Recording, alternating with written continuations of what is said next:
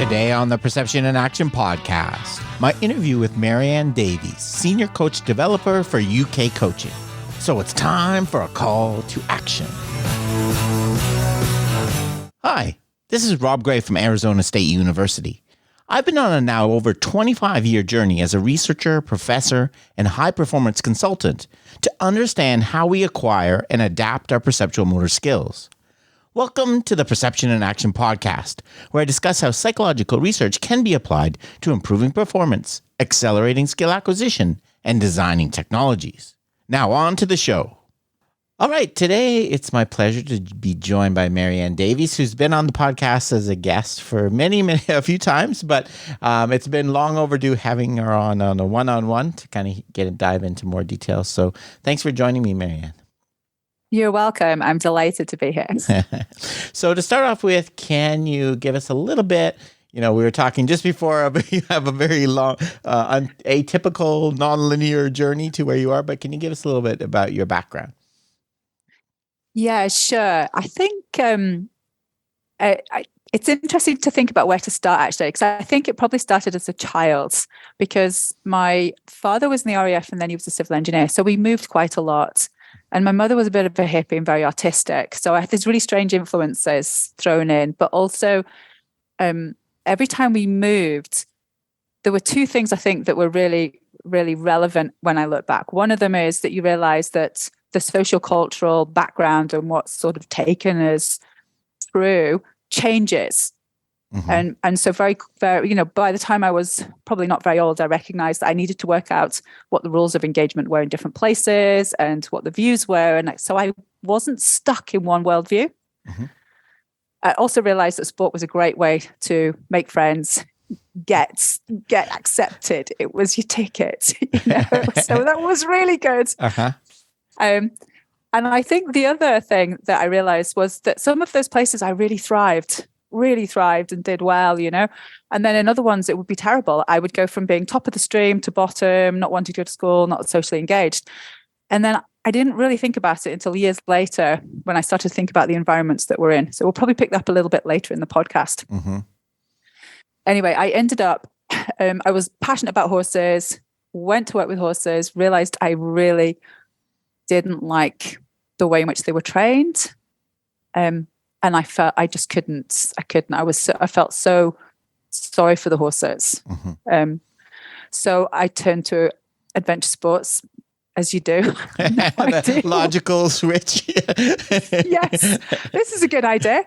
But I ended up as a young single mother in my early 20s, struggled to work, and the only thing I could do was go to university. Mm-hmm. It was like the only thing I could afford to do, which is crazy at that time. Just because of, you didn't get any support with childcare and things.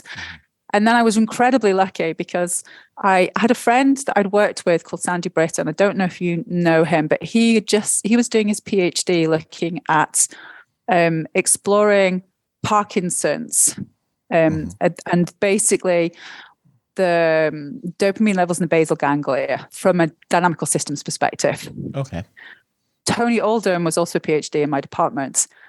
And Sam used to call him Gore after this cartoon mad scientist. And we also had John Fazey and Lou Hardy were sort of headed up the department. It was after the cusp catastrophe curve. And John Fazey was really interested in action systems and dynamical systems. Mm-hmm. So I was in a really great place. And I remember loads of my sort of like classmates just looking at this, like when we were introduced to action systems that was then, and just going, that just messes with my head. I can't understand it. And Sandy, and I'm saying to Sandy, it's amazing. And he said, yeah, I thought so too. I wonder why that is. I just looked at it and went, oh my goodness, this makes so much sense. And then I looked at the maths and went, oh, what a nightmare. That's a parallel. Oh, I'd love to do this. Oh, I don't know whether I can. Yeah. I look at the, like Kelsel's papers. Mm-hmm. Of course, it was quadruped coordination, horses. That was me hooked, So yeah. And what happened was I really got interested in motivation, but then self-determination theory was really, Dave Markland was heading up that, and it was all about how to motivate people who aren't motivated. Right. For example, if they are, if they've been sent, to or prescribed exercise by the doctor. And I was also I just became so curious about skill acquisition, obviously through dynamical systems that we were being introduced to. It was just like, it was like this tease of something that was fascinating. I couldn't quite get my head around, but I wanted more. And I found it fascinating that at the time, motivation was considered pretty much irrelevant to skill acquisition. There was this acceptance that arousal was important. It had to be this inverted U before the catastrophe curve of Hardy and Fazey, that the arousal needed to be at an appropriate level. But I think the motivation, I can't remember the quotes, but I know late 50s, early 60s, there were, I think Fleischmann was one of them. They did some research, but what they did was they used things like encouraging remarks to motivate, threats of electric shocks to demotivate, that kind of thing. Very different from, supportive learning environments, and came to the conclusion that it didn't really make any difference. And it was like, it just got abandoned for years, didn't it? So that I found that fascinating. But I was also determined to do something that was relevant and made sense. And I really struggled with the laboratory research. So I don't know if you have ever read my first paper, which was applying contextual interference to the Pilata roll, a kayak roll. I think it was published in either 94 or 95. I was determined to take that research out into a real environment. Still constrained by having to have non-authentic learners. So they were people from university that got course credits, but they chose to do a whole day of learning how to roll a kayak with me, which was really cool.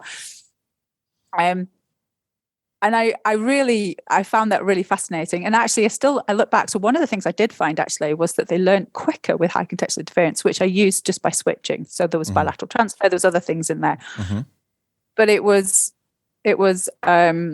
Initially they rolled with no paddle, then with support, then without support. So actually I was building from simple. It wasn't taken apart. It was building from simple to more complex. Right, you're scaling. And there was, and there was probably a retention element going from one element to the next, because they did this over a whole day. They did one bit and then had a break and did the next bit. Anyway, I do also remember Renshaw and Brymer. I can't remember which paper it is. I was delighted that it had been cited. And then they said, but it's not a real role. This one attempt to take something outside and it's not a real role. I'm like, that's a little unfair. I mean, it's quite, we laugh about it. We laugh about it now. Like, it is a real role. It's just not a river role. I've experienced that in my career too. Somehow, if you do some really artificial task in the lab, no one says anything. But you try to do the real thing, and then they're like, mine was like, oh, you don't. You have to be perfect. You have to be. There's no middle ground at all. So that's really interesting. Yeah. So Yeah. It feels a bit like that though when you're doing stuff from ecological perspective, doesn't it? I feel like there's we're held to a higher standard, almost because there's so much that has just leaked almost into the way people think. They don't realize that it's part of an information processing, I guess, or part of that way. So from there, obviously I had my child and I was working. So I always had this mix of stuff. I tried to stay on. Long story. I had to leave my partner at the time. I had a spinal injury, fell out the sky, paragliding, getting ready to do some massive trip across the Himalayas. I ended up going seriously off piste, having to do other stuff. Anyway, when I got divorced, I was looking for a full-time job, and I was lucky enough to get a job with some old colleagues of mine from undergrad university who had an outdoor pursuit business in Llanberis in North Wales, and they had just been given the contract to run the 2-year. It was the practical element of a water-based outdoor. What was it? We did with some research, with a bit of an academic background, who could head it up, but who could organise the 2 years. and who could set assignments and things, which was great. So I ended up doing that, and then the rest of the time I'd be doing crazy stuff like jumping off cliffs with clients. Thinking, what am I doing in my 40s? Again, like career choice. What was I thinking? But I think the interesting bit about that was that I ended up with students we had for 2 years, because the third year they do an expedition, who were very good. Some of them were excellent paddlers. So some of them came from St. David's, where Cal now works. They did a lot of outdoor ed there. They were much more competent at paddling big water than I was. And I needed to find a way to give them, valuable experience and stuff, rather than just teaching them, things like how to read weather and synoptic charts and stuff like that. So I got really creative. It was before I'd come across the idea of constraints, but I got massively creative at how I could set up sessions. Partly influenced by one of the guys I worked for, who took us on a session, and I don't know how much you know about canoe slalom, but anyway, you sort of on moving water, you're going through different gates. And I know you've spoken to Craig Morris about this, but we did a session with him. And again, he didn't use any of the language around constraints, but one of the things that this guy did was give us a single blade, so that we couldn't use the other side. We had to do something different. We had to change what we were doing, become much more active and engaged through our posture and our body, and move so that we could still get down this through a single blade. It was one of the best sessions I'd ever had as a learner. I was absolutely fascinated. And again, I think that just chinked in this box of creativity for me to try and find ways to really make these sessions meaningful. And I discovered that the things that really mattered was having a purpose. So on flat water, it's really difficult because it's just a blank space. And so that's when you end up with coaches using a lot of verbal instruction and then a lot of coach dependent feedback. But I found that if I did things like play polo, canoe polo, throw a ball in and give them stuff to do, even on moving water, because play polo on the straits. And resistance was a massive one, to get them to connect through their body and power up. So we used to do lots of stuff. I found that just practicing rescues or getting them to tow things, increase water lines. I found I could do so many things that really, really helped their learning, either for those who were struggling to stabilize a performance or those who were really good and I needed to challenge massively. So I think it was just this accidental. Out of necessity, 2 whole years of being able to keep them, it's something that was really valuable. I think that was probably really powerful. And then I think the experience of my son doing things and being put off paddling by going coaching then really inspired me to go back and look at motivation and the influence of motivation on skill acquisition. So I did an MRes doing that, which I didn't publish. I kind of got pushed into looking at it from a IP perspective. Oh, really? Annoyingly. It's pretty easy to happen. Yeah.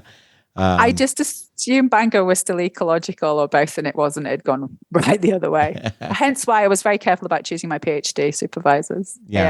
So that kind of gets me almost to where I am now.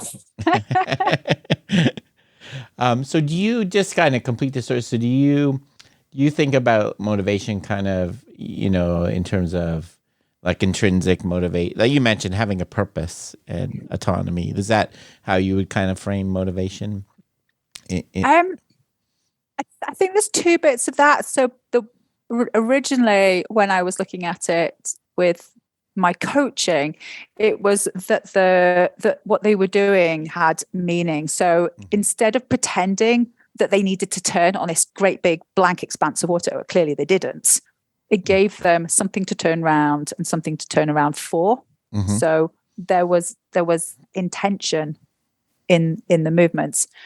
From a motivational perspective, I was more aware of and again, probably through just being sensitive through my own experiences as a child, and then my sons and my and from looking at a horse's perspective, I was just interested in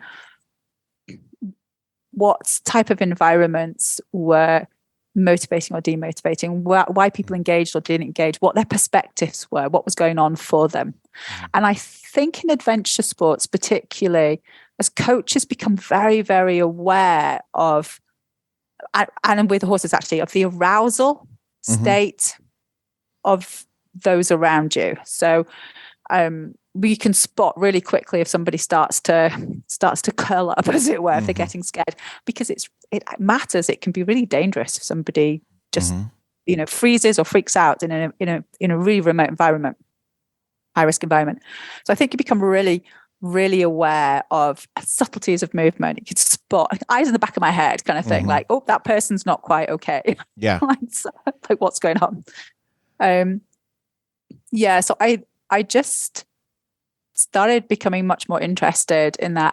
And also I was one of the earliest coach educators, UKCC coach educators, partly because of my work at Bank University. And I didn't handle my not liking what they did very well at the time, actually. I was pretty unhappy when it was 4 days of saying how people learn. They're either visual, auditory, or kinesthetic. And I'm like, no, you can't. You proved right on that one in the long run. I know. But Yeah. I literally, it started me writing though, because I got sick of having the same discussion with everybody and being told that I was wrong because I was outvoted and things like that. Yeah. So I just got really interested in, like what the discourses were that were shaping and the power dynamics of who was shaping and what was going on culturally. And like being, I don't know if it's highly distractible, but I like reading Carl Wood stuff and Tim Ingalls, because I'm like, it's okay, I'm just wayfinding. Yes. I used to. Yes, it helps justify my career as well too. Yeah. This is good. This is good. It's a positive. But things like, have you come across Dr. Kelly Lambert and the Richmond Rats? I don't think so. No. You'll have to. I'll send you a link you can put to the show notes. So it's some amazing research that's been done at Richmond University in the USA. It was originally looking at well-being and then resilience, but what they were doing is using learning as a measure, and they trained rats to drive little Lego cars for Fruit Loops, which is all very cute. Sounds very fun. Yeah. And Dr. Kelly Lambert is amazing in lots of ways. One of the things is she started using female rats. So again, when we think about narratives and what we've learned, anything like that, the women would, or even female animals, have just been, not included. Yeah. Sports science is terrible history of that. Yeah. Yeah. So, and it would always appeal to my feminist streak. And that's got me, again, curious. It's animals, it's learning. Then they discovered that actually the rats enjoyed being active in learning. So when they tested feces for neurotransmitters that would show that they that they had a positive affect, they were enjoying learning, but they weren't enjoying. She called them the trust fund rats. The ones that got the treat anyway didn't have the same enjoyment level as measured from these neurotransmitters, nor were they as resilient on tests. The other bit that was really, so there was something inherently enjoyable about learning, which we kind of, we think we know, and we know that from the ecological perspective. It makes sense. It makes sense evolutionary, doesn't it? But the other thing, she started changing looking at enriched versus impoverished environments, and having cages that were enriched or engaged environments. So the rats would have the stuff to do, more space, other rats to hang out with, stuff like that.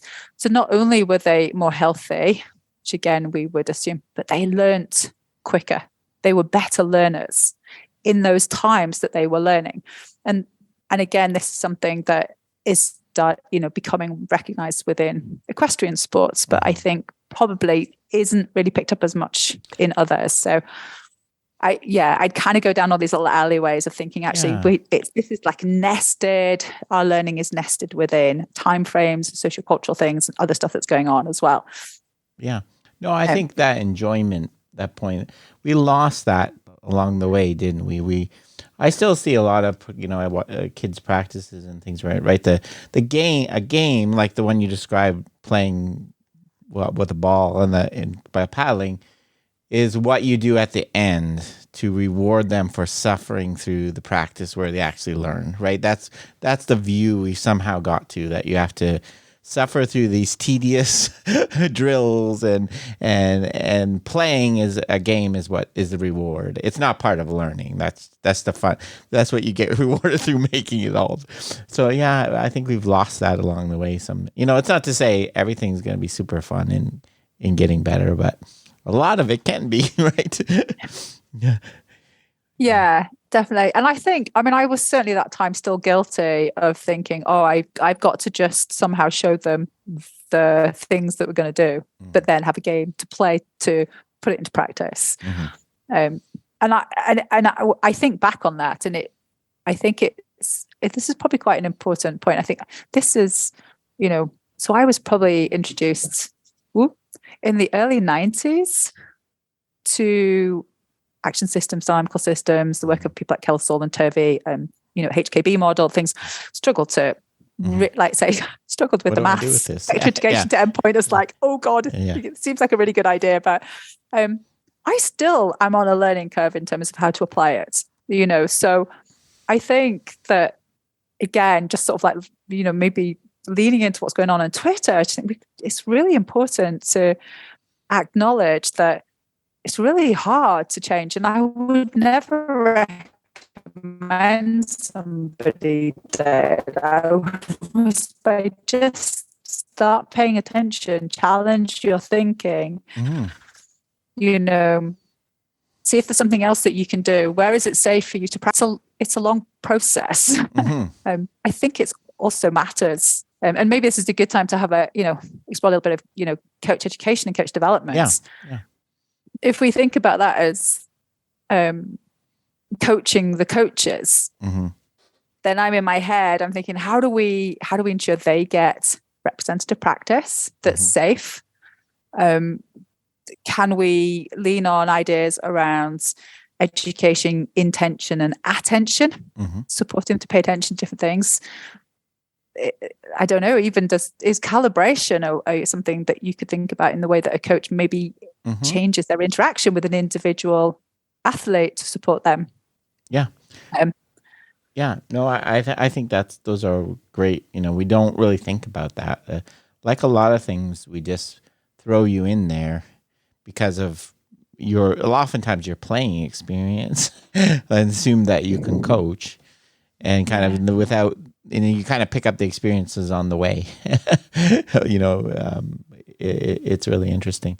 So yeah, you mentioned you're doing. Can you tell us a little about the coach education work you're doing now? So my day job with UK Coaching is as a senior coach developer. So I do some working with coaches.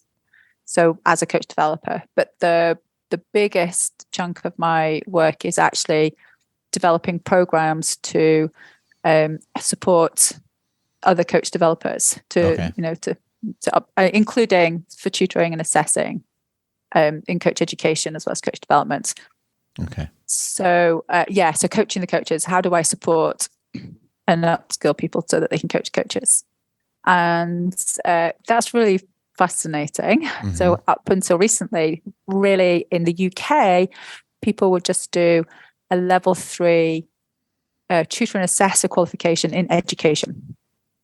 So that's for anything, whether you're a hairdresser or a bricklayer or whatever else, you would do the same qualification. So it's not specific to coaching. And it is actually framed as an introduction, but it's basically the only thing that people would do. And actually some NGBs they just choose people who have been successful coaches, right? Who are successful athletes. Yes. so we don't work with a really good athlete and look like a good coach often. Yeah. Yeah. And it's quite closed. So again, there's not much diversity Mm-hmm. in those, and they're depending on the NGB, though the organization and the sport. There can be my perception is, and I'm going to frame it like this, that they tend to be quite constrained on what they want the coaches to learn. Mm-hmm. Again, and it ends up a bit like a laboratory project. So the internal validity is very high. Is very high, but the external validity is not. So they're very, you can say, yeah, they've passed, they've got good at passing that qualification, but that doesn't tell us whether they're going to be any good at coaching, especially not in whatever context they're in. And then they all learn the same thing. So, I could watch a level 1 ski coach, I think anywhere, and I can tell you exactly what they're going to do when. Right. Which is, and I go, it goes back to that impoverished thing, isn't it? It's like, where's the variability? This is not. Yeah, for sure. We're not extending that to coaches, right? Exactly. We've just chunked it up. But I think and this is where I'm saying my perception is that the problem is that there isn't a skilled enough workforce of coach educators and coach developers for the organizations and sports to say, I trust you to be able to be coach-centered in this case, which is learner-centered, and genuinely work with those individuals. Yeah, for sure. You're right. And it's kind of a assembly line kind of approach to it rather than, creating actual experiences about, for sure. Yeah, that's really interesting. Yeah. And sorry, go ahead. Oh, no. I think one of the things that's fascinating is that many of the things that we see, I think, look the same regardless of your perspective. But again, like coaching an athlete, the reasons and the decision making and what you might do or not do change. Yes. They're different. That's I think your analogy of tree. I think I stole your analogy of trees one time. They look the same, the branches, but the roots are. And I think that's a good. So how do you, when you have a coach that expresses some interest in this approach, how do you kind of, what advice do you give them to kind of get their toes in the water or whatever, and kind of. Yeah. I sort of encourage them to find a way that helps them access it. I think I don't know if this analogy will work for you either, but it's a bit like getting into Terry Pratchett. I don't know if you've ever read his books, but you kind of find the right book. Yeah. You get the right book and you're like, wow, this is amazing. You get the wrong one and you're like, oh, this guy's crazy. I don't understand it. It's a little bit like that. So I try and give them a range of things, like your podcasts or little videos from opposite direction, stuff that I know will be different, some of the stuff I've written, and just say, just be curious. And again, follow your curiosity, but don't try and change anything straight away. Just notice stuff. And I think, again, one of the important bits is finding a safe way to practice, which we don't really give in coach education. No. Yeah. That's the bit that's missing, because when they do go on a course, they're either being assessed or it's really artificial. It's not representative at all. It doesn't feel safe. I mean, I've just done a level 2 training. Fake coaching actor, right? Essentially. Yeah. And people are trying to do it correctly. So they're not trying to learn. So that's the hard bit. In some sports, a warm up is a good place to be creative. Yeah. I just say when don't do it before a competition. When is your down season, or what things can you explore? Have somebody, make sure you've got people around you. Again, I think actually the wider environment of people who are interested in this on social media and remotely is really supportive, which is brilliant, because I think that helps hugely.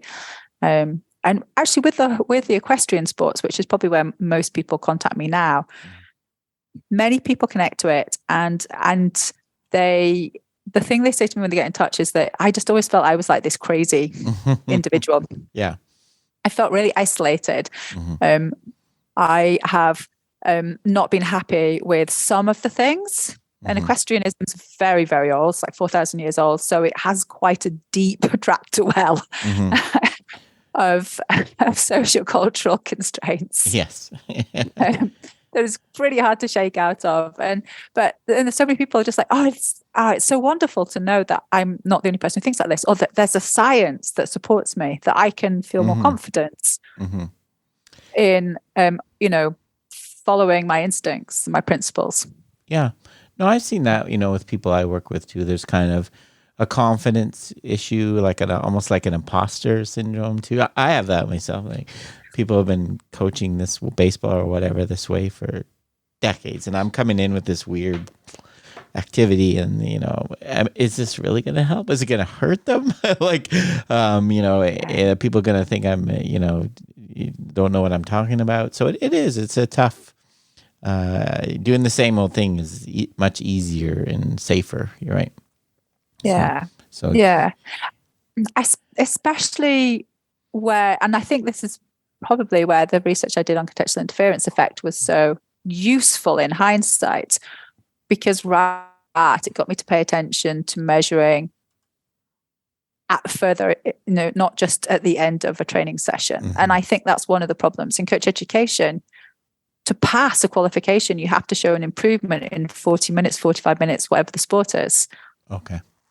And not to show that you've done something that would support retention and transfer. So actually it pushes you into structuring practice and coach behaviors that we know are not good for long-term retention and transfer, regardless of which theoretical, lens you look through. For sure. Yeah.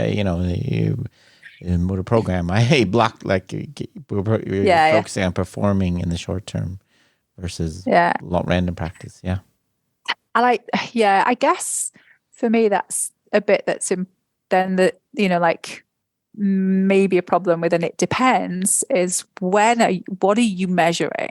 That would be really important, especially if you don't have an framework. I think it's really important to be paying attention to something that is more, representative assessment, or what's representative of learning. Yeah. I think you're bringing longer term. Yeah. Across this, man, I'm picking up a theme in your your comment. It echoes a lot of what Craig talks about. It's like making this change is not just about designing different practice. It's about what you observe, how you look at things. Like you said, both in terms of how people are engaging and whether they're being motivated at an appropriate level, what you're going to actually want to see. So it's not just about setting up an activity and letting it run, and it's about seeing them differently, right? Yeah, I think that's a really important point. Yeah. And I think there's there's definitely no setting up an activity and letting it run. Yeah. it's the tough bit actually is finding ways to manipulate constraints and something if you haven't done it before. So when I first started looking at with the horses, I was like, geez, I've got a million things that I could do if it was a boat, but it's not. Yes. I can't tie something to the back of the horse. I can't add resistance. I can't do the things I would normally do. So I have to then get creative in a different space. I think once you start doing that, and also sometimes I just go, either for safety or because I just can't think of anything else, I'll just tell them what I think they need to do. Yeah. Because I'm coaching practically then. But it's not the first place I go. And I think that's the big difference. If you just use coach-dependent information, coach-dependent feedback, as your first protocol, that's problematic because there are definitely so many ways in which you can set up practice. But I think that get stuck. I think there's a big difference between doing 45 minutes of technical prescriptive, okay, you got to do this with your knees versus letting people setting up some activity constraints and then going to the athlete and saying, why don't you try bending your knees? Right? It sounds like you're telling them the technique, but I think those are two very different. You're just you're guiding them to a kind of area space to try versus the drilling of. So I have no problem with that either. Like stepping in and say, why don't you try doing this? We almost have this kind of through both the internal focus and the ecological that you can never do that. Oh my God, you failed as a coach if you ever tell them what to do with their body. But I disagree. Yeah. Yeah, for sure. I do too. And I think sometimes I might tell them, but sometimes I might just ask somebody else. If I've got somebody who I know is experienced and is really good at them, I'll just say, just do stuff here that they can see. So that, because I think visual cues are really powerful. Yeah. Really powerful, especially if they are not constraining to one thing, but opening up imagination. And if you've got multiple ones. Yeah, I think that's another thing I get a lot of misunderstandings about is like demonstration and observational learning. I think it's one of the best tools ever. It's proven, right? But again, it's using it in a different way. It's not using it where you talk about everything that's going on mechanically and technically while you're demonstrating. Yeah. It's allowing people to observe, see things for themselves out of it, pick what they will out of it, and bring that into their own movement kind of more naturally. Yeah. But I think that's a great point. Yeah. Yeah.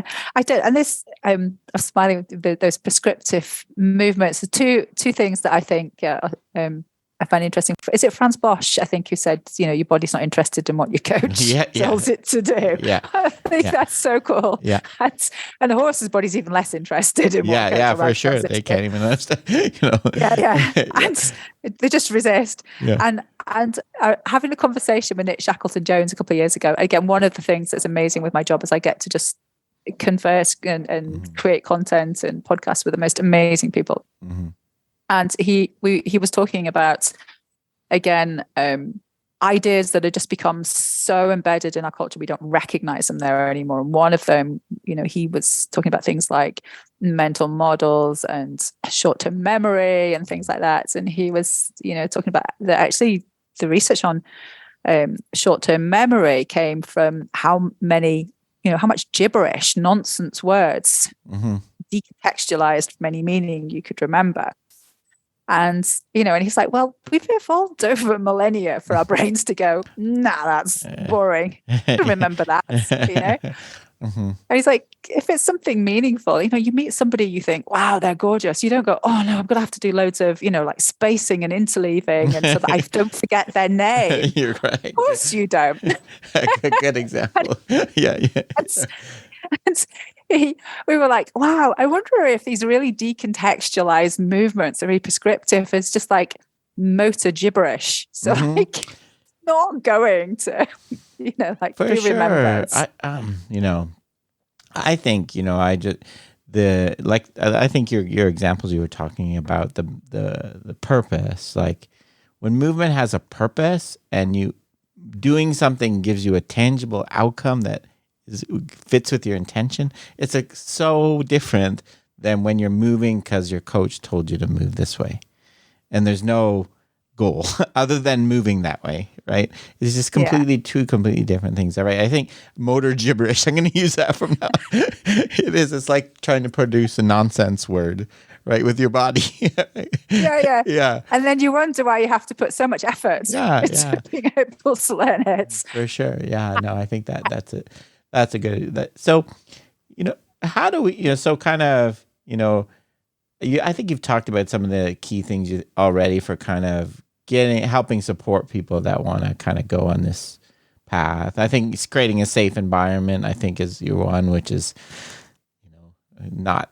It's kind of dodgy whether it's happening on social media. It's a lot lately, but is that kind of the key, the main thing that you think we need to do?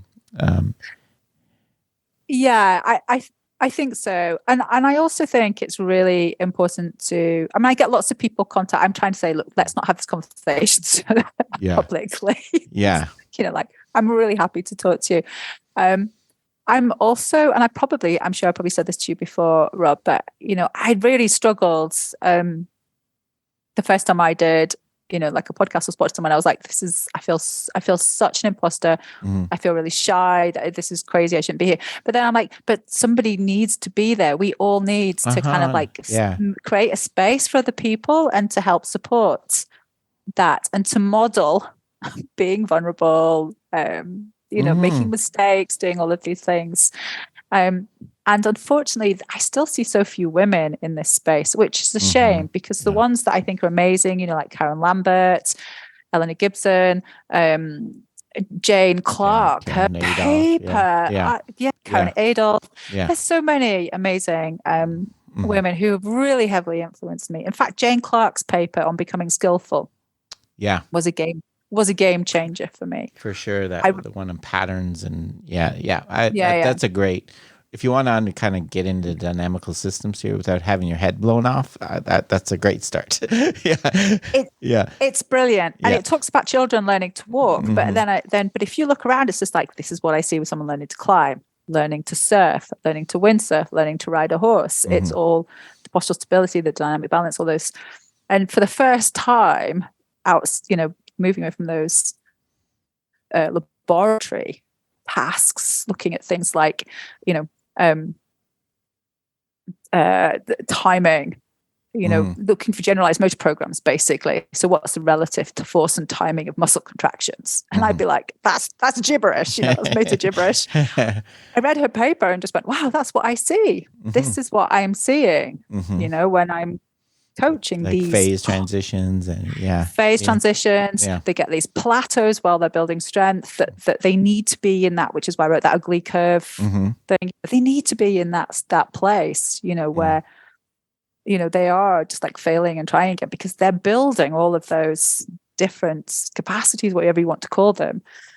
At the same time, their postural stability, their dynamic balance, their visual acuity, their effector strength, all of those things are being developed there where it looks a bit ugly. And I was watching so many coaches whose only model was either an inverted U or a cusp catastrophe curve, saying, no, come back and do this correctly.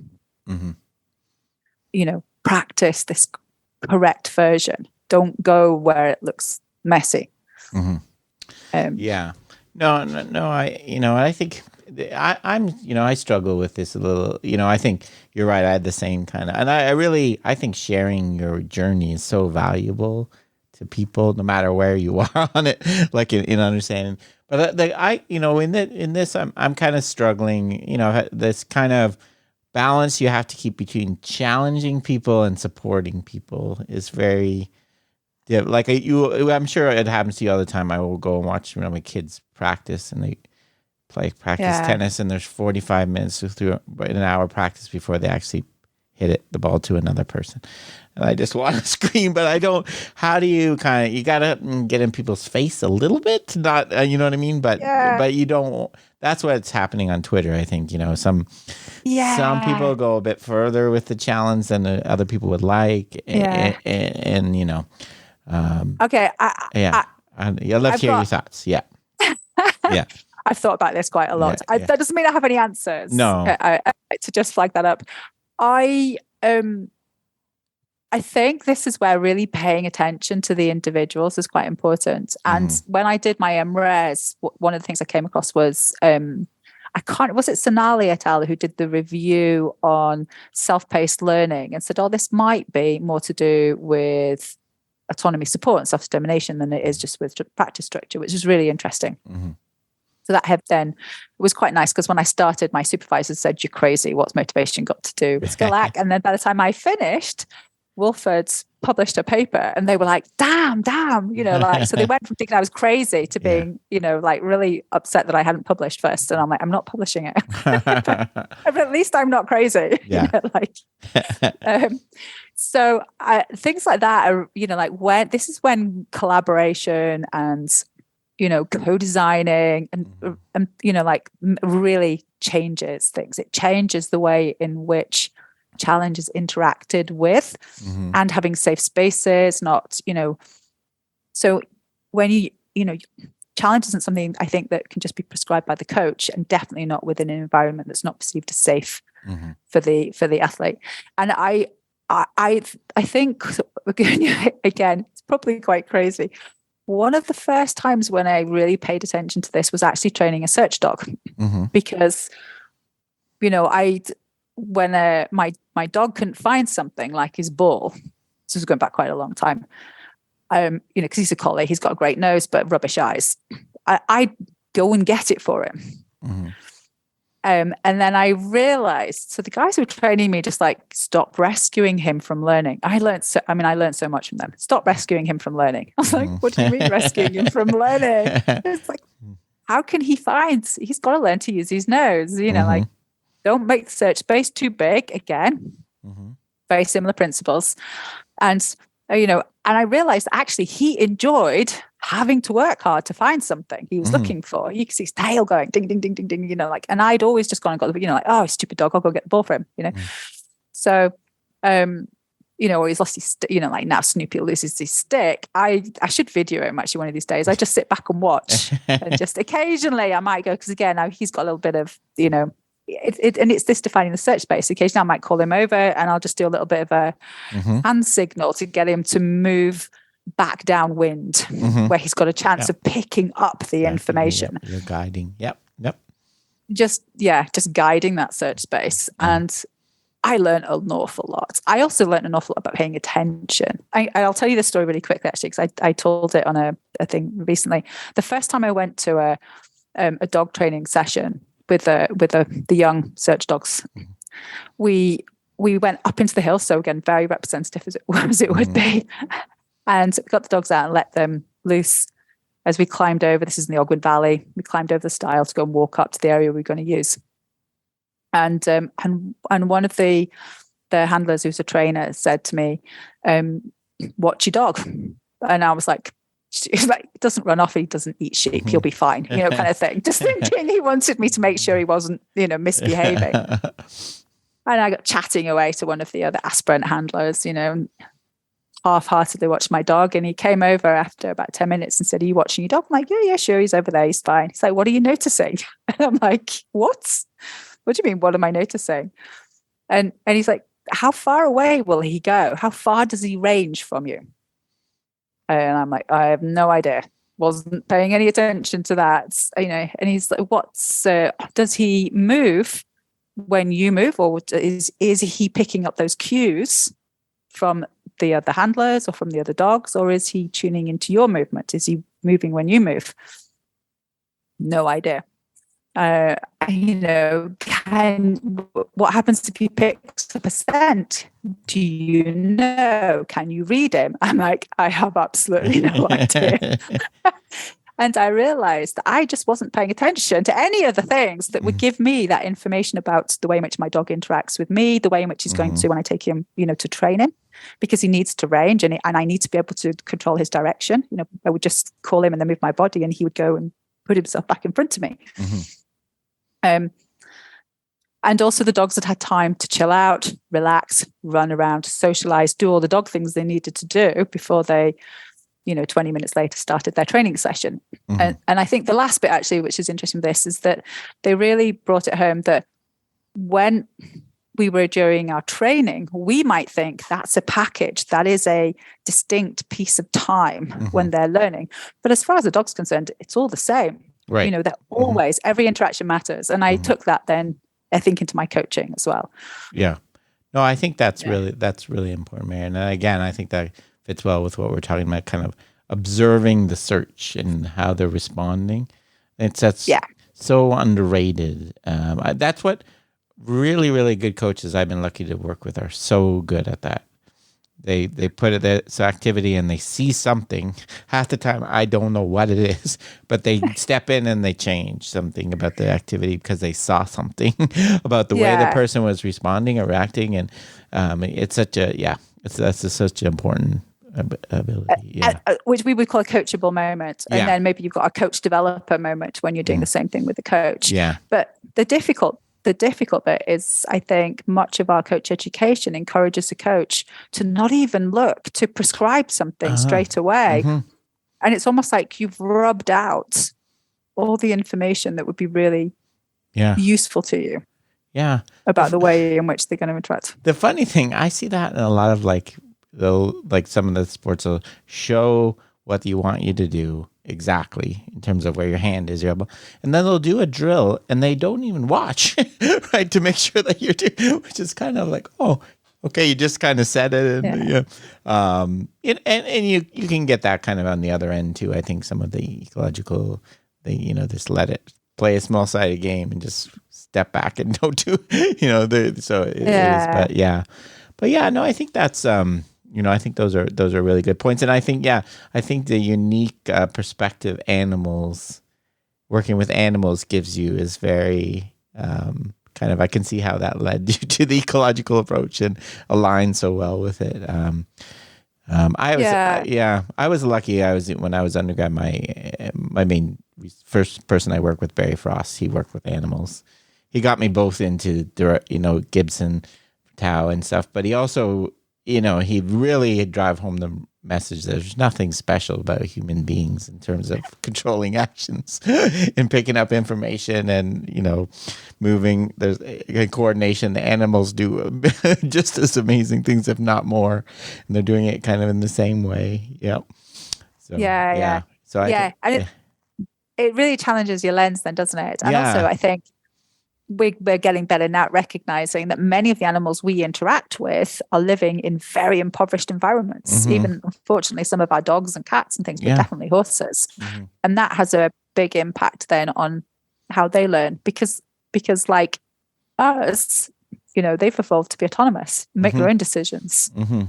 Yeah. And it has a big impact on them when they don't have that autonomy. And then when you're trying to work with them, you give them even less, you micromanage their movement as well as their environment and everything else. So I think that's important.